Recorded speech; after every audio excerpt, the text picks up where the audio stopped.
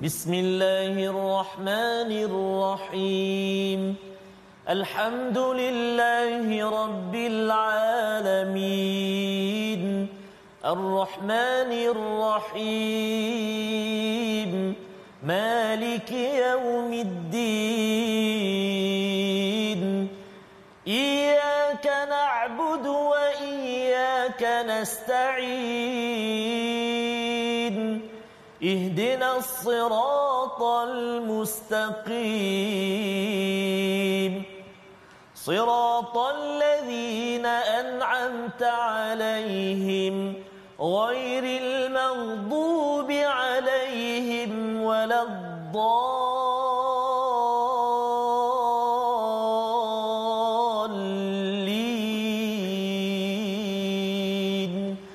Amin. Sadaqallahul azim. Assalamualaikum warahmatullahi wabarakatuh. Alhamdulillah wassalatu wassalamu ala Rasulillah wa ala alihi wa sahbihi wa man wala. Allahumma salli ala sayyidina Muhammadin wa ala ali sayyidina Muhammad. Allahumma salli ala sayyidina Muhammadin wa ala ali sayyidina Muhammad. Apa khabar semua ayahanda dan bonda, tuan-tuan dan puan-puan, muslimin dan muslimat, para penonton, sahabat-sahabat Al-Quran yang dikasihi dan dirahmati Allah Subhanahu wa taala sekalian.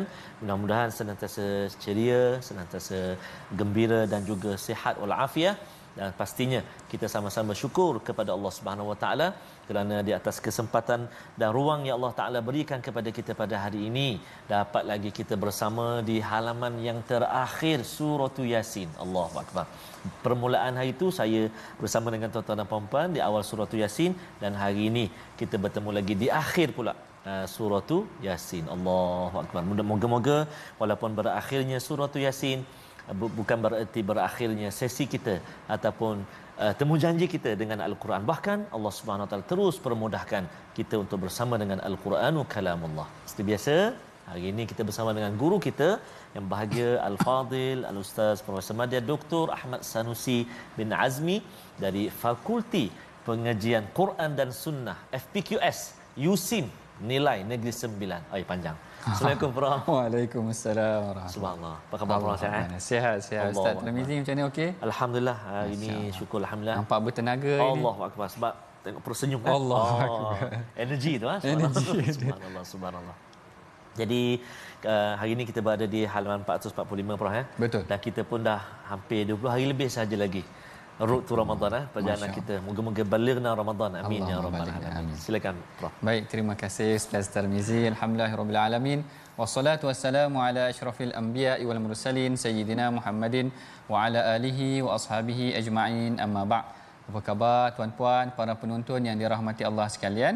Kita bersyukur kehadrat Allah kerana Allah Taala masih lagi memberikan kita peluang bertadabbur Al-Quran. Bukan sahaja tadabbur Al-Quran hari ini, kita baca Al-Quran dengan Ustaz Tirmizi kita kerana ini adalah peluang-peluang untuk kita menerima syafaat. Tadi Ustaz Tirmizi ada cerita mengenai tentang tak lama lagi datang puasa. Puasa dan Al-Quran ni dia sinonim. Rasulullah kata as-siyamu wal Quran yashfa'an. Maknanya puasa dan Al-Quran ini akan memberikan syafaat. Kita konsisten baca Al-Quran ini dan kita nanti masuk Ramadan kita konsisten lagi dengan meningkatkan amalan kita dengan berpuasa. Mudah-mudahan kita akan menerima syafaat pada hari akhirat kelak insya-Allah. Amin. Baik, hari ini kita akan masuk ke halaman 445 yang mana sebelum kita mulakan pengajian kita baca dahulu doa yang ringkas. Subhanaka la ilma lana illa ma 'allamtana innaka antal alimul hakim. Rabbi zidni ilma.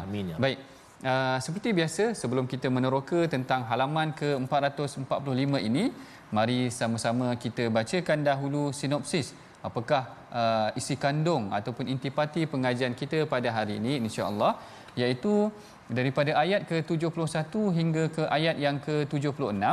Kita akan bertadabbur mengenai tentang perhatikan binatang ternakan dan manfaatnya serta bahaya perbuatan syirik. Manakala bahagian yang kedua pula daripada ayat ke-77 hingga ayat yang ke-83, kita akan memberikan Allah Taala memberikan penegasan terhadap hari Ba'ts, iaitu hari kebangkitan, yang mana ini adalah intipati utama daripada surah Yasin, yang kita penghujung ini kita akan diingatkan lagi Tuan-puan ingat tak lagi semalam kita ingat macam mana nikmat Allah Taala beri tentang salam daripada Allah Taala. Allahu akbar. Salam dalam syurga. Betul. Dan kemudian Allah Taala ingatkan pula hadhihi jahannamul lati kuntum tu'adun. Ini pula neraka penghujungnya ni. Allah Taala ingatkan lagi kita mengenai tentang hari kebangkitan pasti akan berlaku. Sebelum kita masuk kepada pengajian kita, mari sama-sama kita bacakan dahulu tuan-puan ayat daripada ayat yang ke-71 hingga ayat yang ke-77. Itu baik. Terima kasih boleh, kepada Prof. Insya-Allah tuan-tuan dan puan-puan sahabat Al-Quran yang dikasihi dan dirahmati Allah Subhanahu Wa Taala. Betul lah Prof, semalam saya pun dapat ikuti subhanallah. Sebelum itu kita dah belajar apa tu? Wa yaquluna mata hadzal wa'du in kuntum shadiqin. Allah balas hadhihi jahannamul lati kuntum tu'adun. Fasalamun qawlan min rabbir rahim. Moga-moga kita semua tuan-tuan dan puan-puan, ibu-ibu, ayah-ayah sekalian, kita semua nanti kita mendapat salamu qaulan mir rabbir rahim. Amin ya rabbal alamin. Baik. Jadi kita nak mulakan bacaan kita hari ini halaman yang ke-445 ayat yang ke-71 sehingga ayat yang ke-77. Di permulaan tadi saya baca dengan bacaan Syekh Sudais. Masya-Allah. 10% sajalah. 10%. Tapi sebab minat kan. Dan sahabat-sahabat kita ni Prof ada di Mekah sekarang ni. Puan Sabariah. Assalamualaikum Ustaz. Waalaikumsalam. Alhamdulillah dapat bersiaran dari Mekah baru pukul 7.05 pagi baru lepas solat subuh di Masjidil Haram. Allahu akbar. Subhanallah. Moga-moga dipermudahkan urusan para jemaah kita dan kita semua dapat menjejakkan kaki nanti ke umrah insya-Allah taala. Amin ya rab. Kita baca permulaan dengan bacaan murattal nahwan. Silakan Ustaz. A'udzubillahi minasyaitonir rajim. أَوَلَمْ يَرَوْا أَنَّا خَلَقْنَا لَهُم مِّمَّا عَمِلَتْ أَيْدِينَا أَنْعَامًا أَوَلَمْ يَرَوْا أَنَّا خَلَقْنَا لَهُم مِّمَّا عَمِلَتْ أَيْدِينَا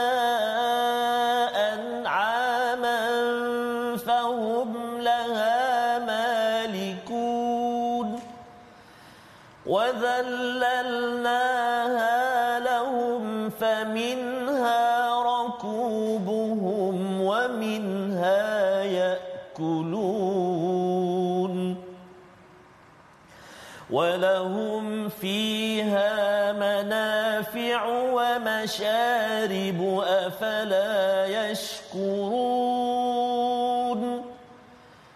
وَاتَّخَذُوا مِن دون الله آلهة لعلهم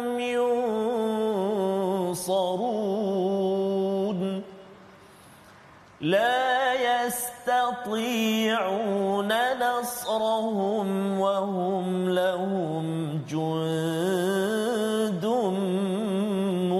محضرون فلا يحزنك قولهم إنا نعلم ما يسرون وما يعلنون أولم ير الإنسان أنا خلقناه من نطفة فإذا هو خصيم أولم ير الإنسان أنا خلقناه من نطفة فإذا هو خصيم مبين فإذا هو خصيم مبين صدق الله العظيم. Sadaqallahul azim. Dan pada ayat yang ke-71 Allah Ta'ala berfirman, dan tidakkah mereka melihat bahawa kami telah menciptakan haiwan ternakan untuk mereka? Ia sebahagian daripada kekuasaan kami lalu mereka menguasainya. Perhatikan ayat ini tuan-puan, setelah mana Allah Ta'ala mengingatkan kita semalam tentang kedatangan hari kiamat, tentang syurga dan neraka, dan mengenai tentang kelebihan bagi mereka yang bertakwa kepada Allah. Di penghujung sebelum masuk halaman yang ini, Allah Ta'ala kata peringatan-peringatan ini adalah liyunzira man kana hayya, untuk memberikan peringatan kepada mereka agar dia adalah hidup. Maknanya mudah-mudahan dia menghidupkan hati orang yang beriman. Jadi bagaimana Allah Ta'ala ingatkan syurga, Allah Ta'ala ingatkan neraka, kerana Allah Ta'ala nak agar kita ni subur jiwa kita ni sentiasa mengingati Allah. Sehinggalah halaman yang sebelah Allah Ta'ala tarik kita supaya melihat apa yang ada di sekeliling kita. Kadang-kadang tuan-puan, kita ni tak sedar apa yang Allah Ta'ala beri kepada kita adalah nikmat yang tidak ada pada orang lain. Sebab itulah dalam hadis Rasulullah selalu ingatkan kita, kalau kita dah berada dalam keadaan yang sesuatu kedudukan, jangan kita terlalu lihat kepada orang yang jauh daripada kita, yang tinggi daripada kita, tengok orang bawah kita. Sebab tu kalau kita tengok nanti dalam surah Duha, ada Allah Ta'ala ingatkan tentang anak yatim, Allah Ta'ala ingatkan tentang orang miskin, kerana Allah Ta'ala nak kita tengok apa yang dekat dengan kita. Kita tengok tangan kita pun, tengok orang yang tidak ada tangan, tuan-puan. Allahu Akbar. Ini semua adalah bagaimana Allah Ta'ala nak menarik kita supaya mengingatkan diri kita apa yang kita ada sepatutnya membawa kita kepada syukur kepada Allah Ta'ala. Allah Ta'ala sebutkan tentang haiwan-haiwan, an'aman, maknanya ternakan-ternakan yang diberikan kepada kita. Kemudian ayat 72 Allah Ta'ala kata wadzallalnaha lahum faminha rakubuhum. Kemudian kami berikan juga tundukkan di antara mereka ataupun di antara haiwan ini sebagai ternakan dan juga sebagai kenderaan, dan ada yang mereka makan. Walahum fiha manafi'u wa masyaribu afala yashkurun. Poin dekat sini yang kita nak tekankan, Allah Ta'ala dah ingatkan kita semalam tentang nikmat syurga neraka. Allah Ta'ala ingatkan kita pula tentang nikmat yang diberikan kepada kita. Lalu Allah Ta'ala tanya kepada kita, afala yashkurun, apakah kamu ini ataupun mereka ini tidak bersyukur? Kenapa Allah Ta'ala ingatkan tentang syukur ni, tuan-puan? Yang ni kita kena tengok balik. Ada beberapa ayat dalam Al-Quran yang mengingatkan kita tentang syukur. Apa yang Allah Ta'ala sebut tentang syukur ini, saya simpulkan kepada 4 poin ataupun kepada 4 perkara. Yang pertama, sebenarnya sifat syukur ini akan menjemput redha Allah. Allahu Akbar. Kan kalau kita nak bos kita ni redha kat kita, seronok dengan kita, kita mudah bercakap terima kasih bos, terima kasih kat ibu ayah kita. Ibu ayah akan rasa tenang. Begitulah Allah Ta'ala, apabila kita sentiasa mensyukuri nikmat dia, maka Allah Ta'ala akan mudah untuk mendatangkan sifat redha-Nya. Perkara ini disebutkan di dalam surah Zumar, Az-Zumar, yang mana Allah Ta'ala kata wa in tashkuru yardahu lakum. Sekiranya mereka bersyukur, maka Allah Ta'ala akan mengurniakan keredaan dia. Jadi kalau orang yang tak bersyukur ni, sukar bagi dia untuk mendapat keredaan Allah. Jangan main-main, tuan-puan. Maknanya syukur ni adalah sangat penting. Syukur ni nanti Ustaz Tarmizi mungkin nyanyi lagu syukur pula lah nanti. Boleh juga Ustaz Tarmizi. Baik, kemudian yang keduanya, mereka yang bersyukur ni juga akan menerima ataupun ada berpeluang untuk dijauhkan daripada azab Allah Ta'ala. Perkara ini disebutkan dalam surah An-Nisa, yang mana Allah Ta'ala berfirman, ma yaf'alullahu bi'adzabikum in syakartum wa amantum. Maknanya kalaulah kamu ini bersyukur dan kamu ini beriman, maka Allah Ta'ala tidak akan memberikan azab kepada kamu. Tengok, kepentingan sifat syukur ini bukan sahaja menjemput redha Allah Ta'ala, bahkan menjauhkan diri kita daripada neraka. Yang ini yang kita kena nikmati ataupun yang kita kena hayati, seperti yang disebutkan oleh Al-Imam Hasan Al-Basri, salah seorang tabi'in yang popular ataupun para ulama salaf yang terdahulu. Dia kata an-ni'am faqayyiduha wahsyiyah. Dia kata nikmat ini adalah liar. Nikmat ini adalah liar, kadang-kadang kita guna dengan perkara yang tak elok. Yang ni yang kena hati-hati. Nikmat ini adalah satu perkara yang wahsyiyah, yang liar. Faqayyiduha bisyukur. Maka ikat nikmat kita ni dengan syukur. Apa maksud syukur? Yang ni saya ulas sikit. Apa beza syukur dengan alhamdu? Dengan alhamdu ni orang panggil syukur juga kadang-kadang kan, tetapi bezanya syukur ini adalah dengan perlakuan. Sebab tu Allah Ta'ala kata i'malu ala Daud syukra. Beramallah ahli Daud itu dengan penuh kesyukuran, kerana syukur ni mesti dilaksanakan dengan fizikal, dengan salat, dengan berdoa dan sebagainya secara fizikal. Sedangkan alhamdu ini, iaitu yang kita ucapkan rasa syukur ini, adalah alhamdu adalah daripada mulut ataupun verbal sahaja. yang syukur ini hendaklah dilakukan secara fizikal. Jadi kita tengok tadi yang pertama sifat syukur akan menjemput redha Allah. Yang kedua sifat syukur akan menjauhkan kita daripada azab Allah Taala. Yang ketiga yang menarik juga adalah sifat syukur ini dia menjemput keberkatan rezeki. Allahu akbar. Ini yang paling seronok. Allah Taala kata wa id ta'adzana rabbukum la in syakartum la azidannakum. Ketika mana Allah Taala mengumumkan, memberitahu kepada kita la in syakartum. Ayat ni semua orang tahu. Sekiranya kamu bersyukur la azidannakum. Kami akan tambah lagi nikmat kepada kamu.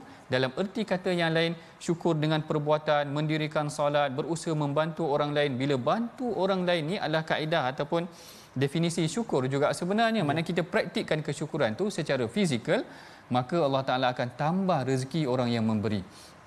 Kita ingatkan ustaz bagi duit kat orang ni duit kita berkurang, tiba-tiba Allah Taala tambah lagi. Allah Taala kata Allah ma'ti munfiqan. Para malaikat mendoakan kita tambah lagi orang yang memberi ini, nanti kita boleh tambah dalam tabung gerakan Al-Quran kita tentang sababuz ziyadah, iaitu syukur ini akan menambah keberkatan, pertambahan keberkatan rezeki. Dan yang terakhir sekali, Allah Taala akan mengurniakan nikmat yang banyak. Yang keempat, nikmat yang banyak kepada orang yang bersyukur. Yang ini yang disebutkan oleh Allah Taala dalam firman-Nya, wasanajzis syakirin, iaitu kami akan memberikan balasan yang cukup kepada orang yang bersyukur, sehingga nanti mereka dah tak tahu nak buat apa dengan balasan ataupun ganjaran yang Allah Taala berikan kepada mereka. Inilah dia tentang kelebihan bersyukur yang disebutkan sendiri di dalam Al-Quran. Allah Taala mengingatkan kepada Quraisy, engkau engkar tentang hari kebangkitan, kamu mengkufuri hari kebangkitan, sedangkan kami telah berikan kamu nikmat yang banyak. Tadabburnya, pengajaran buat diri kita adalah kita jangan jadi seperti orang kafir ataupun orang Quraisy mengkufuri nikmat Allah, tetapi kita menggunakan nikmat ini atas jalan kebaikan. Dan kemudian Allah Taala meneruskan lagi, Allah Taala kata wattakhadhu min dunillahi alihatan la'allahum yunsarun. Mereka orang-orang kafir ini mengambil ataupun menjadikan Tuhan mereka sembahan itu, mereka mengambil sembahan selain daripada Allah agar mereka mendapat pertolongan. Lalu atas balasan ataupun hentaman ataupun perbalahan yang berlaku antara Rasulullah dengan orang kafir, kerana orang kafir mengkufuri tentang hari kebangkitan, Allah Taala ingatkan kepada Rasulullah. Allah Taala kata fala yahzunka qauluhum inna na'lamu ma yusirruna wa ma yu'linun. Allah Taala kata jangan sedih dengan kata-kata mereka. Ya, hari ini perkataan ini sangat penting sebenarnya tuan-puan, sebab kadang-kadang kata-kata kita tak perasan. Kata-kata ni dia menghiris lebih tajam daripada pisau. Terduduk terus tuan-puan. Kalau kadang-kadang kita tak sangka bila dia lontarkan kata-kata tu terduduk terus kita. Allahu akbar. Kalau setakat kena pukul tu tak ada rasa juga, kena cubit sikit. Tapi kata-kata tu lebih tajam tuan-puan. Lalu Allah Taala ingatkan kepada Rasulullah, fala yahzunka qauluhum. Yang ni penting juga, bila mana Rasulullah berhadapan dengan satu situasi, Allah Taala ingatkan kepada mereka, Allah Taala ingatkan kepada Rasulullah, jangan takut ataupun jangan sedih dengan kata-kata mereka. Saya teringat kata-kata para ulama yang menyebutkan tentang kalimah hazan, fala yahzunka. Kalimah hazan ni kalimah kesedihan, yang mana dalam Al-Quran seorang ulama kata, dia kata kata-kata kesedihan dalam Al-Quran ini semuanya didatangkan dalam bentuk manfian. Dia kata walam ya'til hazan fil Quran illa manhiya. Quran mendatangkan perkataan sedih ni semuanya adalah dalam bentuk larangan. Jangan sedih. Jangan sedih. Allah Taala kata wala tahinu wala tahzanu wa antumul a'lau. Maknanya Allah Taala kata jangan kamu sedih, jangan kamu bimbang, jangan kamu rasa rendah, kamu adalah golongan yang tinggi. Tengok Allah Taala ingatkan kepada kita, bahkan Rasulullah praktikkan. Rasulullah doa supaya jangan datangkan ataupun Allahumma inni a'udzubika minal hammi wal hazan. Minta dijauhkan daripada kesedihan. Kenapa Rasulullah minta jauh daripada kesedihan? Kenapa Allah Taala kata fala yahzunka qaulum? Jangan rasa sedih. Yang ni ada beberapa pengajaran yang menarik juga yang disebutkan dalam Al-Quran ataupun dalam hadis. Yang pertama, kalau kita layan sangat sifat sedih ini, dia akan merosakkan jiwa kita, menjatuhkan semangat kita, lemah motivasi kita. Yang inilah sebab tu Rasulullah kata fala taqul wala taqul law inni fa'altu kana kadza wa kadza. Dia kata jangan kau buat macam ni, jangan cakap macam ni. Jangan cakap kalau aku buat begini, kalau aku buat begini, kerana kalau kita bersikap sedih sedemikian, dia melemahkan motivasi kita. Lalu Allah Taala kata jangan cakap engkau sedih ataupun wala tahinu, jangan rasa rendah, jangan rasa sedih, rasa diri ini hebat ataupun rasa diri ini kuat supaya kita termotivasi untuk sentiasa melakukan kebaikan. Begitu juga sebenarnya bisikan-bisikan kesedihan ni kadang-kadang datang daripada syaitan. Itu yang kedua. Pertama, melemahkan jiwa. Yang kedua, sebenarnya kita akan membawa tunduk kepada syaitan.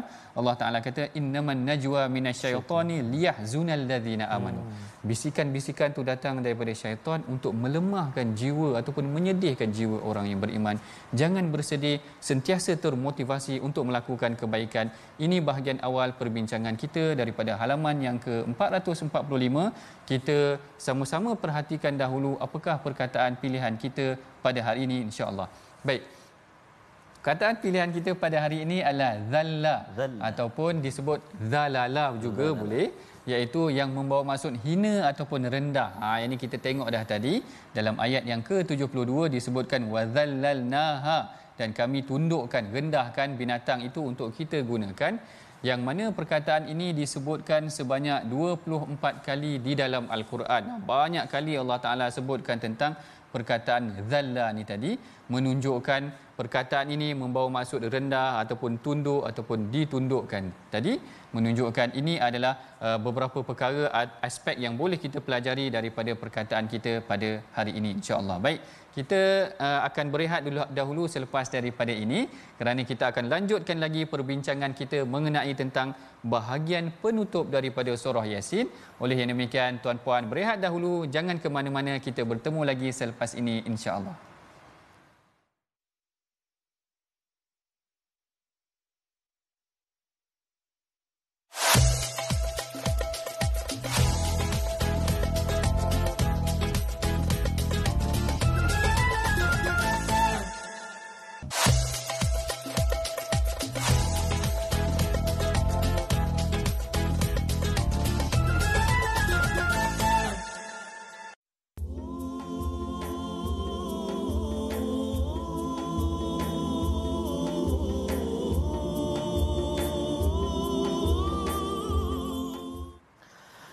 Obat hati itu 5 perkaranya.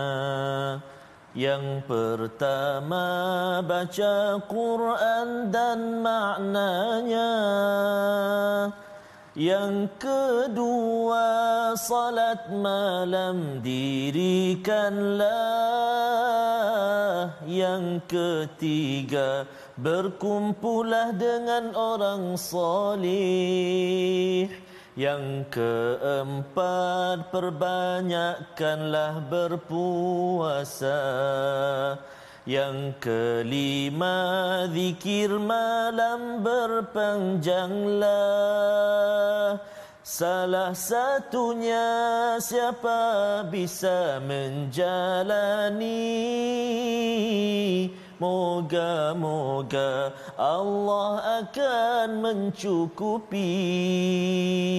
Allahumma salli ala sayyidina Muhammadin wa ala ali sayyidina Muhammad. Di antara bait lirik nasyid obat hati yang disampaikan oleh saudara Opik daripada Indonesia. Subhanallah. Jadi subhanallah, hari ini kita berada di halaman terakhir surah Yasin, kan, surah tu Yasin. Saya teringat ada satu hadis Prof, kalau salah mohon betulkanlah. Subhanallah, iaitulah inna likulli syai'in qalban wa qalbul qur'ana Yasin. Hadis riwayat Imam Tirmizi, iaitulah dalam setiap perkara sesuatu itu ada hatinya ataupun jantungnya. Wa qalbul qur'an, jantung al-Quran ataupun hati al-Quran adalah surah tu Yasin. Tadi sempat kita perhatikan dan kita tengok sahabat-sahabat kita yang barangkali dalam dialami diuji dengan kesedihan. Prof, Prof pun dah kongsi yang kita tadi, masya-Allah, maksudnya selagi semakin kita sedih, semakin itulah kita kena bersahabat dengan Al-Quran. Betul. Jangan sebab sedih kita tinggal Quran. Itu bahaya. Sebab dia akan melemahkan dan juga bisikan tadi. Betul. Saya terpasang semalam ada seorang hamba Allah yang nak terjun jambatan Pulau Pinang. Allah barangkali dengan diujilah macam bisikan-bisikan tadi. Jadi tuan-tuan dan puan-puan, kita patut bersyukur dan kita kena tekadkan, kuatkan semangat kita untuk kita terus bersama dengan Al-Quranul Karim, insya-Allah. Boleh kita singgah sekejap dekat ruangan tajwid? Kita nak lihat sekejap, nak kongsi ulang kaji kalimah tajwid kita hari ini, iaitu menyempurnakan dua hukum qalqalah. Dalam ayat yang ke-77, a'udzubillahi minasyaitonirrajim. Awalam yaral insanu anna khalaqnahu min nutfah, ila akhir ayat. Surah Yasin, sadaqallahul azim, ayat 77. Dua kalimah yang menjadi perhatian kita, fokus kita. Pertama, kalimah khalaqnahu. Khalaqnahu iaitulah qalqalah pada huruf qaf yang bertanda mati, berbaris mati ataupun sukun di tengah kalimah, maka qalqalah dia adalah qalqalah yang kecil saja, sughra. Sughra. Khalaqnahu sughra. Lantunan dia kecil saja. Kemudian yang kedua, sama juga pada kalimah nutfah. Nutfah sama juga huruf ta yang sukun, yang baris mati terletak di tengah-tengah kalimah, maka qalqalah dia ataupun lantunan dia kecil juga, sughra sahaja, tingkatan yang pertama kan. Jadi bila kita baca tu kena adalah qalqalah dia walaupun dia berada di tingkatan yang pertama surah, kita kena baca ataupun sebutkan dengan baiklah supaya sifat dia tu, qalqalah itu ada. Subhanallah. Jadi jangan kita baca tanpa qalqalah, dan mudah-mudahan ibu-ibu, ayah-ayah, tuan-tuan dan puan-puan sahabat Al-Quran semua dapat menyemak bacaan dengan guru-guru dan selamat mencuba, insya-Allah taala. Kembali kepada Prof, silakan. Masya-Allah, terima kasih Ustaz Tarmizi dan Ustaz Tirmizi. Kalau semalam Ustaz Tirmizi sentiasa mengingatkan kita tentang keperluan untuk membaca Al-Quran dengan bacaan yang betul, kerana kita berkehendakkan ataupun kita memerlukan kepada bacaan seperti mana yang dibaca oleh Rasulullah, kerana agar dia tidak lari daripada maknanya dan sebagaimana Al-Quran itu diturunkan. Jadi kalau kita tengok pada bahagian awal tadi, kita dah melihat bagaimana Allah Ta'ala mengingatkan kita tentang manusia itu perlu bersyukur. Kenapa dia perlu bersyukur? Telah kita nyatakan 4 sebab tadi. Dan juga syukur ini dikaitkan juga dalam ayat ini tentang jangan bersedih. Maknanya menghayati, dan iaitu kita memberikan motivasi dalam jiwa kita, bagaimana sebenarnya jiwa manusia ini kalau dirundung ataupun kalau diliputi dengan kesedihan, dia akan merendahkan dirinya ataupun menjatuhkan dirinya, tetapi bangkit kembali dengan Al-Quran. Tengok bagaimana Allah Ta'ala memujuk Rasulullah. Allah Ta'ala pujuk Rasulullah dengan Al-Quran, sampaikan kepada dia kisah-kisah yang menarik, sejukkan hatinya dengan bacaan Al-Quran, sehingga Rasulullah bangun semula dan meneruskan apa yang diperintahkan oleh Allah kepadanya. Inilah mukjizat Al-Quran. Dia melembutkan jiwa dan dia memberikan motivasi untuk manusia melakukan kebaikan, yang setiap hari kita baca, kita akan sentiasa mendapat manfaat daripada Al-Quran itu sendiri. Kalau bahagian yang pertama kita dah bincang tentang syukur dan juga jangan bersedih, sentiasa bermotivasi. Manakala bahagian yang kedua, Allah Ta'ala kaitkan dengan mengingatkan kita tentang hari kebangkitan. Peranan Al-Quran ini sentiasa diingatkan sebagai zikrun, sebagai mengingatkan manusia tentang perkara yang akan mereka hadapi nanti pada hari kiamat. Sebelum kita telusuri tentang ayat-ayat yang menyebutkan tentang perkara ini, mari sama-sama kita baca dahulu ayat tersebut. Jangan kita macam saya sebut semalam, jangan Ustaz Tarmizi aja yang baca dekat studio ni, sama-sama biar bergema satu Malaysia ni membaca Al-Quran dalam sesi My Quran Time kita ini. Kita akan mula daripada ayat ke-78 Ustaz, Betul. 78 sehingga penghujung surah Yasin, iaitu ayat yang ke-83 insya-Allah. Silakan Ustaz. Baik, terima kasih Al-Fatihah Prof, Dr. Khususnya tuan-tuan dan puan-puan sahabat-sahabat Al-Quran, ibu ayah yang dikasihi dan dirahmati Allah Subhanahu Wa Taala. Jadi subhanallah, betul sangat tu Prof. Surah Yasin ni memang kalau kita kata ingat mulut. Nak mana ingat meniti di bibir. Maknanya selalu baca sokmo.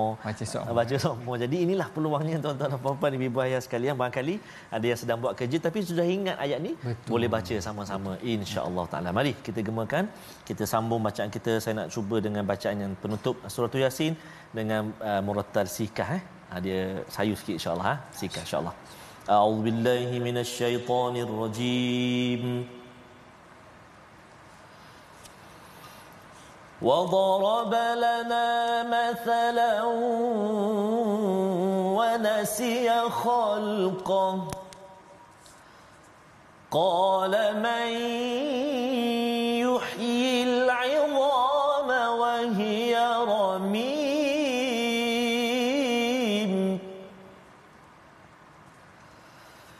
قل يحييها الذي أنشأها أول مرة وهو بكل خلق عليم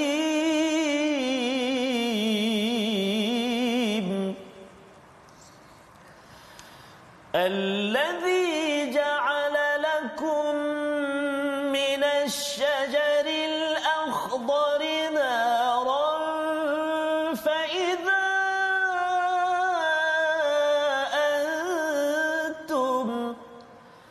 فإذا أنتم منه توقدون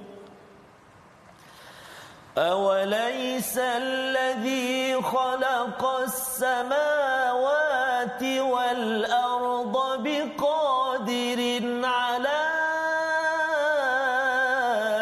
أن يخلق مثلهم بلى وهو الخلاق العليم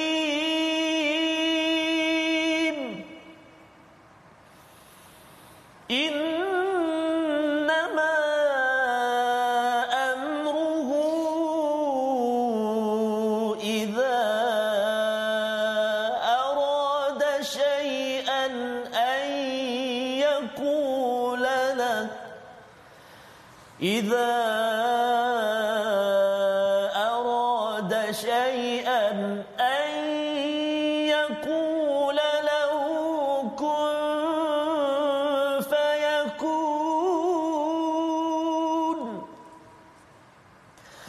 فسبحان الذي بيده ملكوت كل شيء وإليه ترجعون وإليه ترجعون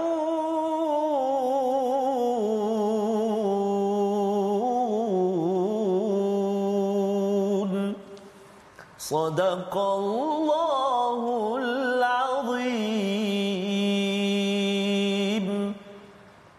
Sadaqallahul Azim. Dan pada ayat yang ke-78 Allah Ta'ala berfirman, dan dia membuat perumpamaan bagi kami dan melupakan asal usul kejadiannya.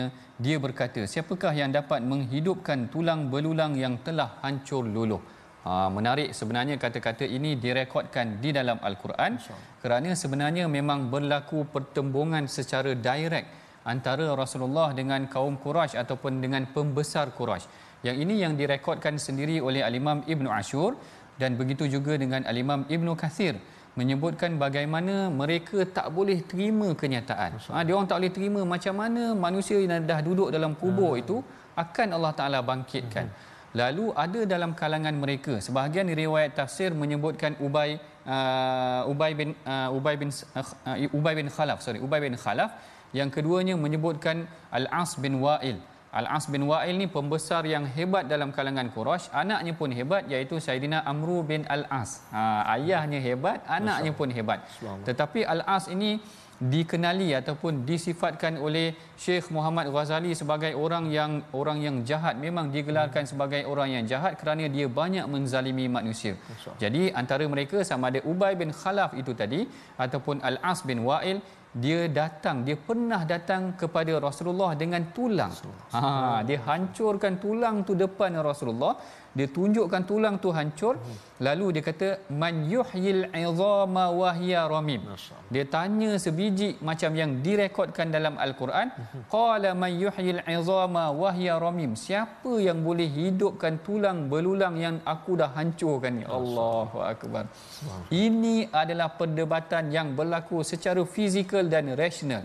Maknanya kalau orang-orang yang cuba untuk menafikan al-Quran itu, dia orang akan tengok, oh betul juga didatangkan secara visual depan Rasulullah sendiri nak mencabar Allah Taala tu tadi. Kemudian Allah Taala jawab dengan ayat yang ke-79. Ini sangat menarik.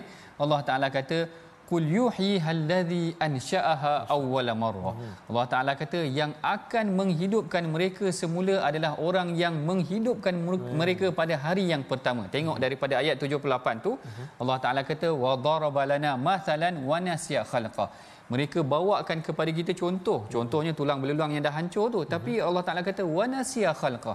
Mereka lupa mana asal usul kejadian mereka, kan? Kalau kita tengok manusia nak rasa hebat, tulang ni dah hancur, boleh ke dibangkitkan semula? Allah Taala remind balik. Allah Taala kata yang hidupkan tulang-tulang ini adalah yang menghidupkan mereka pada yang pertama kali. Yang pertama kali maknanya Allah Taala hidupkan Nabi Adam dengan tidak ada apa-apa. Maknanya tidak ada apa-apa pun Allah Taala boleh hidupkan. Apatah lagi ini ada saki baki tulang belulang ni, maka lagi mudah untuk Allah hidupkan. Dan Allah Taala kata mereka ini lupa sebenarnya bagaimana Allah Taala boleh mengubah, transform daripada satu form itu kepada form yang lain menjadi makhluk. Tidak mustahil.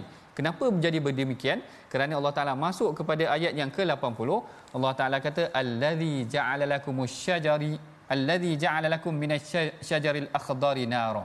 Allah Taala bagi perumpamaan. Dia kata okey, kalau kau tengok tulang tu tadi, dia dah hancur, macam mana nak dibangunkan?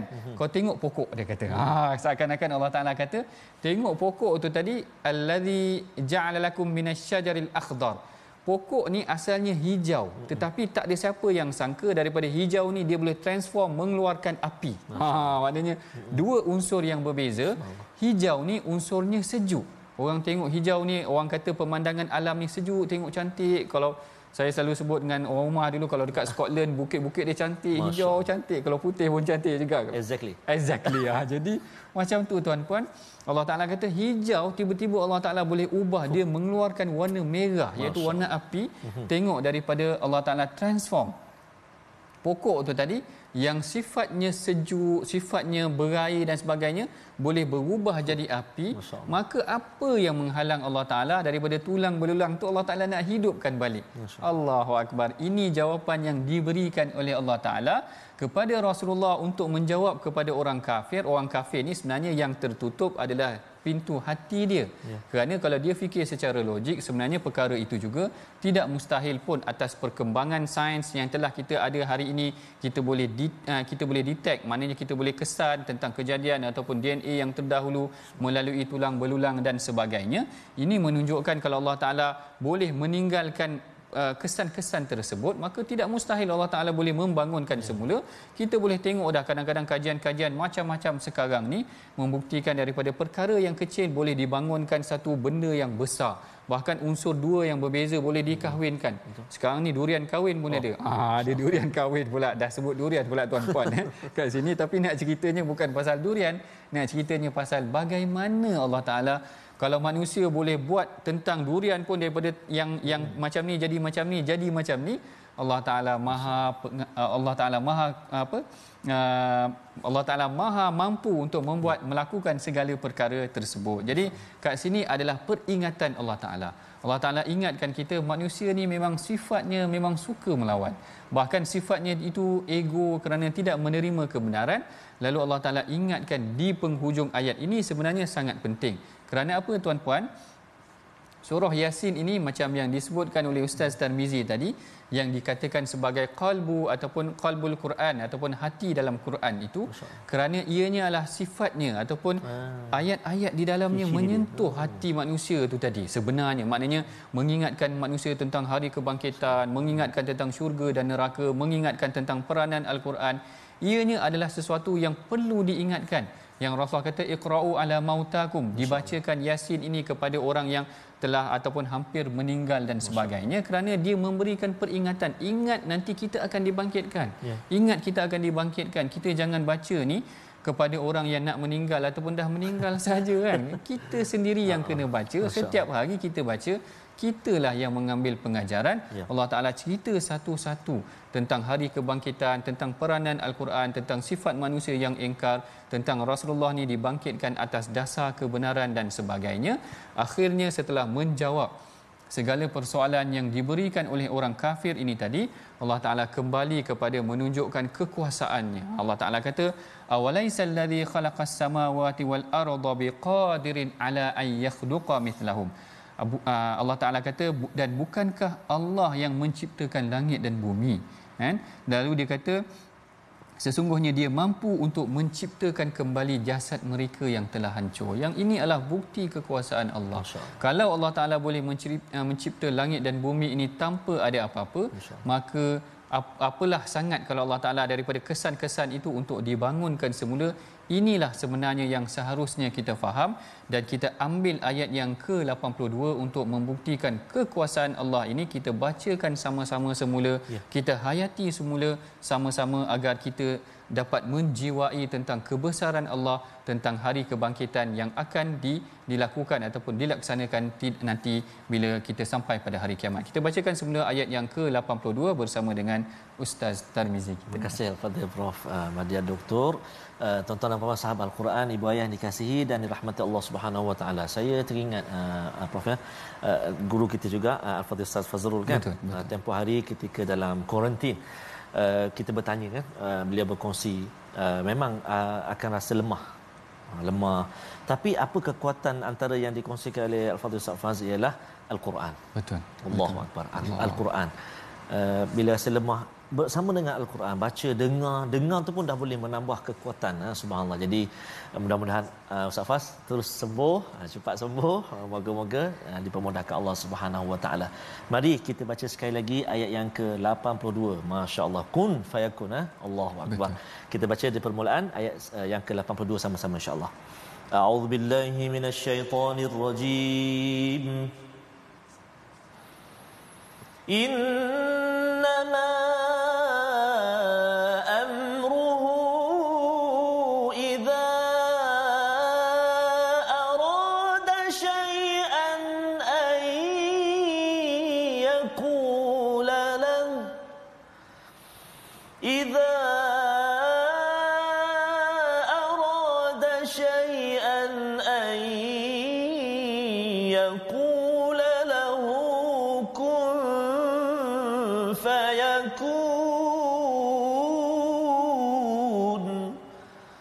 Sadaqallahul Azim.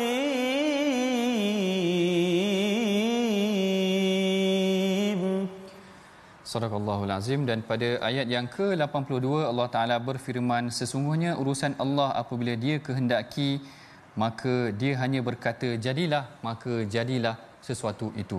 Ini adalah satu tanda kebesaran Allah yang sentiasa harus kita tanamkan dalam jiwa kita, menjadi satu titik ataupun menjadi satu fokus. Bagaimana kalau kita yakin dengan Allah Ta'ala dengan bila-bila masa sahaja mampu untuk menjadikan sesuatu atas yang kita kehendaki, atas yang dia kehendaki. Lalu pada ayat yang ke-83 Allah Ta'ala tutup dengan maha suci, membesarkan, memberikan kebesaran kepada Allah Ta'ala. Fasubhanallazi biyadihi malakutu kulli syai'in wa ilaihi turja'un. Penghujungnya mengingatkan kepada kita tentang wa ilaihi turja'un, nanti kamu semua akan dikembalikan. Tengok, penutupnya adalah peringatan tentang hari kebangkitan. Kalau tuan-puan selak balik pada halaman yang pertama, saya suka untuk kaitkan pembukaan dengan penutup Al-Quran. Pembukaan Al-Quran ini ataupun pembukaan surah Yasin ini mengingatkan kita tentang peranan Al-Quran yang penuh hikmah. Kemudian Rasulullah diutuskan sebagai Rasul, dan kemudian Allah Ta'ala mengingatkan litunzira qauman ma unzira aba'uhum, iaitu Rasulullah ni diutuskan untuk memberikan peringatan. Maka di penghujung ini sebenarnya adalah satu peringatan kembali kepada Allah Ta'ala tentang manusia akan dibangkitkan. tentang Allah Ta'ala yang menghidupkan manusia, tentang kejadian-kejadian yang akan berlaku nanti pada hari kiamat, dan kemudian Allah Ta'ala kata ini semua adalah di bawah kekuasaan Allah Ta'ala. Allahu Akbar. Surah Yasin sebenarnya mengingatkan diri kita tentang kekuasaan Allah, tentang kita akan dibangkitkan. Jadi ini adalah banyak pengajaran telah kita pelajari daripada surah Yasin. Mari tuan-puan sama-sama kita bacakan dahulu resolusi ataupun pengajaran apa yang boleh kita amalkan daripada pengajian kita mengenai tentang surah Yasin ini. Yang pertama, Allah Subhanahu Wa Taala beri kita kuasa pada haiwan, maknanya kita boleh menggunakan segala nikmat yang diberikan kepada kita agar kita semakin tunduk kepada Allah Taala. Gunakan nikmat itu adalah untuk bersyukur kepada Allah Taala. Yang kedua, jangan mudah terkesan dengan perkataan kufur orang lain, kerana Allah Ta'ala tahu dan akan uruskan perkara tersebut. Dan yang ketiga, jangan jadi orang yang menyalakan api neraka untuk diri sendiri. Allahu Akbar. Ini adalah muhasabah, peringatan untuk diri kita, bacaan kita terhadap ayat-ayat Al-Quran pada penghujung surah Yasin ini. Bagi memberkati pengajian kita, saya serahkan bacaan doa yang akan dipimpin oleh Ustaz Tarmizi kita. Silakan Ustaz. Terima kasih Al-Fatihah Prof. أعوذ بالله من الشيطان الرجيم بسم الله الرحمن الرحيم الحمد لله رب العالمين والصلاة والسلام على رسول الله الأمين سيدنا محمد وعلى آله وصحبه أجمعين اللهم يا الله ويا رحمن ويا رحيم ampunilah dosa-dosa kami ya Allah. Ampunilah dosa-dosa mak ayah kami, mak ayah mertua kami ya Allah. Muslimin muslimat mukminin dan mukminat birahmatik ya arhamar rahimin. Ya Allah wa ya Rahman wa ya Rahim, saat ini ya Allah kami telah menghabiskan bacaan kami, pengajian kami dalam surah Yasin ini ya Allah. Maka ya Allah kami mohon kepadamu ya Allah, jadikan hati-hati kami hati yang senantiasa dibaluti dengan kemanisan Al-Quran, hati yang dibaluti dengan kemuliaan Al-Quran. Jangan kau jadikan hari-hari kami berlalu ya Allah tanpa mulut kami gerakkan membaca kalam-Mu Al-Quran. Ya Allah ya Tuhan, kami jadikan hati kami hati yang salim, hati yang sejahtera ya Allah, hati yang mana tenang bertemumu nanti ya Allah, hati yang jauh daripada porak-peranda, hati yang jauh daripada perkara-perkara yang tidak elok ya Allah. Bahkan hati yang senantiasa dihiasi dengan sifat-sifat mahmudah, sifat-sifat yang terpuji ya Arhamar Rahimin. Kuatkan hati kami ya Allah, ialah raja buat diri kami ya Allah. Mudah-mudahan hati kami senantiasa dipandu oleh-Mu ya Arhamar Rahimin, bi barakatil Qur'anil azim, dengan barakah Al-Quran yang kami bersahabat dengannya ya Allah. Allahumma inna na'udzubika minal barasi wal junun wal judhami wa min sayyi'il asqam. Wa sallallahu ala sayyidina Muhammad wa ala alihi wa sahbihi wasallim. Walhamdulillahi rabbil alamin. Taqabbalallahu minkum minna minkum taqabbal ya karim. Amin amin ya rabbal alamin. Mudah-mudahan Allah Subhanahu wa taala perkenankan doa kita diangkat oleh Allah Subhanahu wa taala, dan Allah Subhanahu wa taala terus sejahterakan hati kita untuk kita terus bersama bergabung dalam tabung wakaf dan infak gerakan Al-Quran, menyebarkan Al-Quran, melahirkan generasi Al-Quran.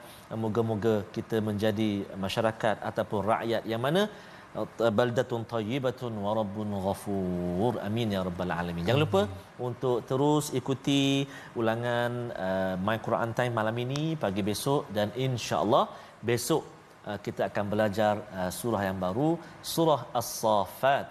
Surah As-Saffat. Jangan lupa untuk terus ikuti My Quran Time, baca, faham dan amal. Terima kasih Prof. Sama-sama. Assalamualaikum warahmatullahi wabarakatuh.